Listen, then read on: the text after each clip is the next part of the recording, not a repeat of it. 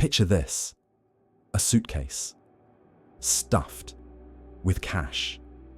Millions of pounds flying out of London and straight into Dubai, all through business class. No guns, no drugs, just money. And somehow, the security system saw nothing suspicious. It was a brilliant plan. Couriers with spotless appearances, fake backstories, a shell company in Dubai. Everything ran like clockwork, until one woman came face to face with a sniffer dog. One stop at the airport, and the entire empire began to crumble. Behind every great scam stands its architect. In this story, that architect was a man named Abdulla Muhammad Ali bin Bayat Alfalasi. Forget the stereotypes. Alfalasi was the polar opposite of a criminal kingpin. Quiet, polite, a name that sounded diplomatic and commanded respect. A passport untouched by the stamps of suspicious countries. He was a ghost in a tailored suit, perfectly blended into the respectable world of Dubai's elite. His greatest weapon? A spotless record. No criminal history, no red flags, just credibility. But behind the polished exterior was a cold, calculating mind. Before launching his empire, Alfalasi walked the path himself. His first known run took place on a symbolic date, January 1st, 2020, just as the world was preparing to enter a new era. That day, he personally carried 11 suitcases from Heathrow to Dubai, hiding nearly £700,000 in cash. It was his baptism by fire. A test run to probe the system's vulnerabilities. In the months that followed, he made 10 more trips, personally smuggling nearly £6 million. Each flight was a lesson. He studied staff behavior, scanner procedures, and customs protocols. While the rest of the world was shutting down under the weight of a global pandemic, Alfalasi was opening a gold mine. He had found it, a near foolproof way to move vast fortunes under the radar.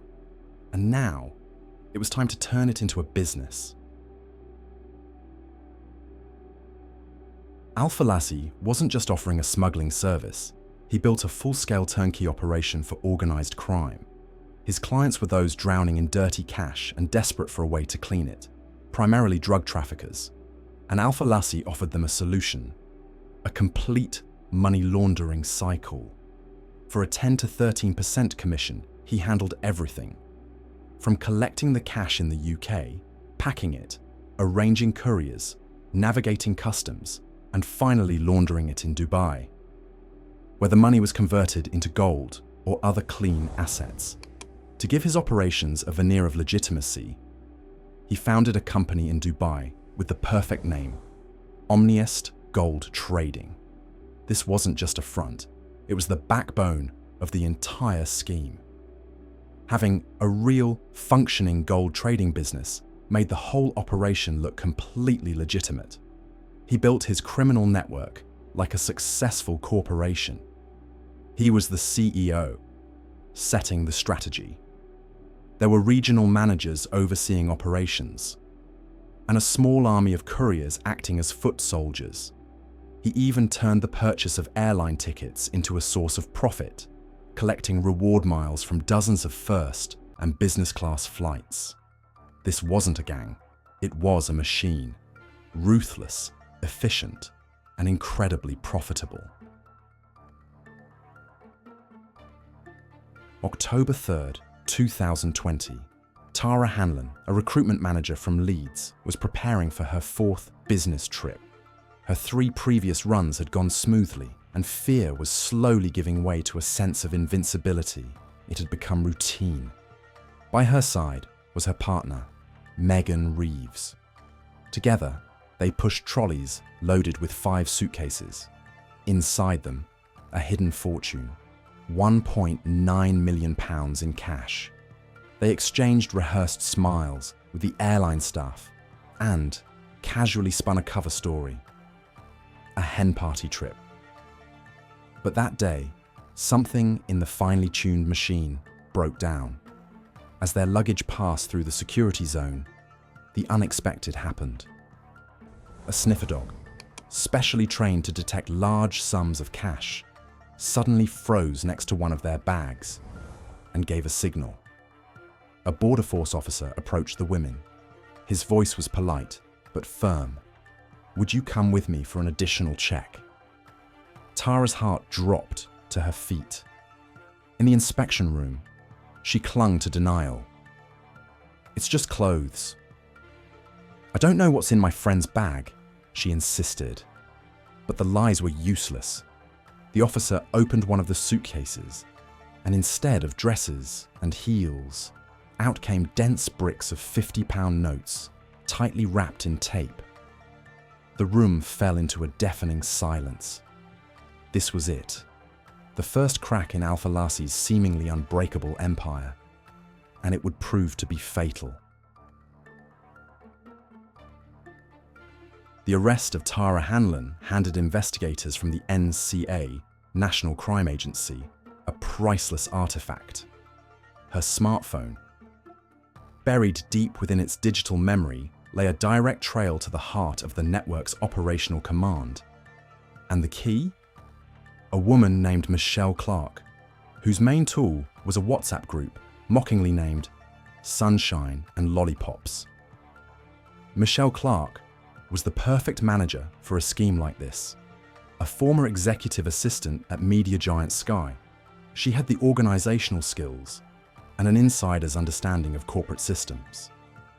After relocating to Dubai with her family for a new life, she discovered something far more profitable: crime. Clarke became a dispatcher, recruiter, and overseer. All rolled into one. She didn't just issue instructions, she controlled her couriers' lives remotely. She booked their flights, she sent them forged documents, she calmed them when they panicked. And when someone veered off script, she cracked down hard. Her rules were draconian. Use burner phones only. Delete all messages after each trip. Never discuss the job with anyone. Sunshine and Lollipops was a digital cage, beautifully named, but no less real. Inside it, Clarke puppeteered her team, pulling strings from a distance, making sure they danced exactly to her tune. With a polished corporate facade and a ruthless management style, Michelle Clarke turned money laundering into a fully managed operation, where couriers weren't just disposable assets, they were tightly controlled pawns.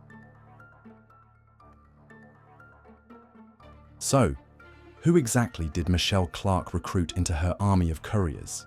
Not hardened criminals, not gang members, but rookies, ordinary people. The kind whose appearance and background made them the perfect cover. She targeted those who could blend seamlessly into a business-class lounge. People who looked the part and wouldn't raise a single eyebrow. One of them was Jo Emma Larvin, a former model and socialite. Alongside her partner, Jonathan Johnson, a high-level executive recruiter, they transported nearly £5 million. Before one of their flights, Johnson messaged her, "The luggage looks ridiculous," but fear never outweighed greed. He boarded the plane anyway. Then there was Beatrice Orti, a 26-year-old from the upscale neighborhood of Fulham. Over time, she rose through the ranks, becoming more than just a mule. She started coordinating travel for others, effectively acting as a junior manager in the operation. And Nicola Essen, an older woman, quieter and less traceable online, who made 3 trips, carrying a total of £6.5 million hidden in 19 suitcases. In Tara Hanlon's phone, investigators found a chilling message to Clarke. "I need 12 more people, fit, discreet, and reliable." This wasn't smuggling, it was a conveyor belt. Their motivations varied. Some were drowning in debt, others were lured by luxury. A few simply believed it was an easy and harmless way to make fast money. They were pawns in a much bigger game, and most of them had no idea just how massive that game really was. The boldness of the scheme rested on two things: cold calculation and a deep understanding of technology.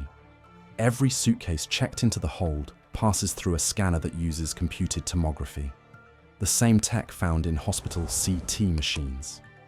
It creates a 3D image of the contents, which is then analyzed by specialized software. But here's the catch. What is this software actually looking for? It's trained to detect shapes and densities typical of explosives, firearm components, containers holding prohibited liquids. Stacks of cash, even millions of pounds worth, are seen by the machine as nothing more than dense organic material. Paper. They aren't on the threat list. If the software detects nothing suspicious, it automatically clears the bag.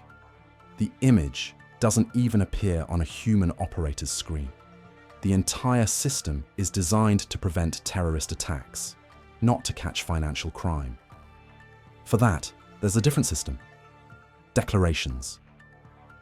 By law, anyone carrying more than £10,000 in cash when leaving the UK is required to declare it.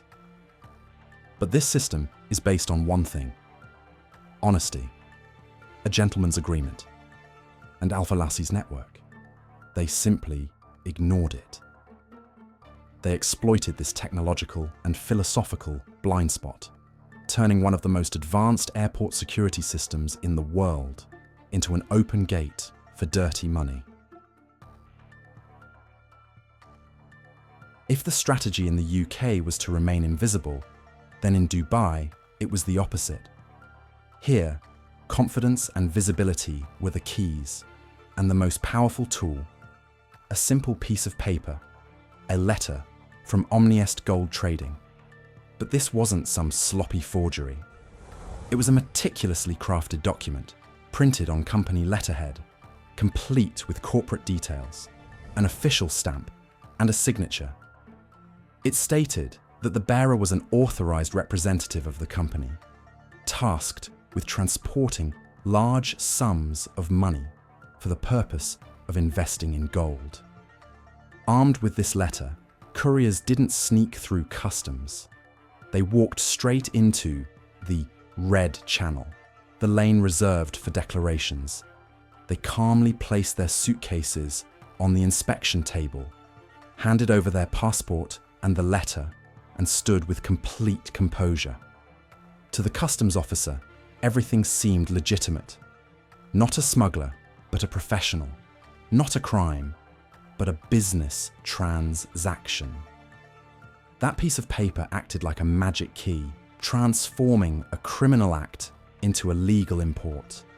It was the final password in the laundering operation, unlocking the door to legitimacy, turning dirty British pounds into clean, gleaming Dubai assets. The investigation by the National Crime Agency, NCA, was like assembling a giant jigsaw puzzle. It all started with a single piece: Tara Hanlon's phone. From there, analysts began to methodically trace the rest, building a map of names, dates, and flight routes. Soon, a pattern emerged, one that revealed a critical error by the organizers. Nearly all the business class tickets, purchased for dozens of different couriers, had been booked using the same credit card, one that belonged to Abdulla Alfalasi. That was a digital breadcrumb trail, and it led straight to the top. Then came more cracks in the wall. Take the case of Muhammad Ilyas. During one of his runs, a suitcase containing £431,000 was simply lost in transit. It later turned up, untouched, in a Heathrow storage area. That single mishap instantly put Ilyas under scrutiny. By the time he returned for his next flight, NCA agents were waiting. And with each new arrest, investigators gained access to more phones, more chats, and more evidence. It was the classic domino effect. Knock down one piece, and the rest come crashing down. But the NCA wasn't just catching couriers. They were documenting everything. Every flight, every payment, every message. Piece by piece, they built an airtight case, one that exposed the entire hierarchy of the laundering empire. By the end of 2021, the NCA investigators had the full picture. They knew everything: the players, the structure, the money trail, but their main target, Abdulla Alfalasi, remained untouchable. He sat comfortably in his Dubai stronghold, shielded by the lack of an extradition treaty. It was a legal stalemate. Justice had a name, but no way to reach it. Then, Alfalasi, the man who built his empire on caution and invisibility, made a move that can only be explained by one thing: pride. Convinced of his invincibility, he decided he could fly to London without consequences.